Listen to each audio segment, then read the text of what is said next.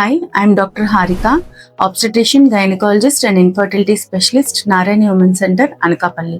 ఈ రోజు నేను చెప్పబోయే టాపిక్ 5 మేజర్ సైన్స్ యూజువల్గా లేడీస్ నెగ్లెక్ట్ చేస్తారు. అవి ఏంటంటే ఫస్ట్ వన్, సివియర్గా పీరియడ్స్ టైంలో పెయిన్ వచ్చినా, హెవీ బ్లీడింగ్ అయినా నెగ్లెక్ట్ చేయకూడదు. సెకండ్ వన్, ఇర్రెగ్యులర్ పీరియడ్స్ అంటే ఎప్పుడూ రెగ్యులర్గా వస్తూ సడన్గా పీరియడ్స్ ఇర్రెగ్యులర్ అయితే పర్వాలేదులే తర్వాత చూసుకోవచ్చు అని కాకుండా ఇగ్నోర్ చేయకూడదు. Third one, white discharge. యూజువల్గా వైట్ డిశ్చార్జ్ నార్మలే, కానీ వైట్ డిశ్చార్జ్తో ఇచ్చింగ్ ఉన్నా, ఫౌల్ స్మెల్ అంటే బ్యాడ్ స్మెల్ ఉన్నా కూడా దాన్ని ఇగ్నోర్ చేయకూడదు. ఫోర్త్ వన్, లోయర్ అబ్డామిన్ అంటే పొత్తి కడుపులో లాంగ్ టర్మ్గా ఎప్పటి నుంచో పెయిన్ ఉన్నా కూడా దాన్ని నెగ్లెక్ట్ చేయకూడదు.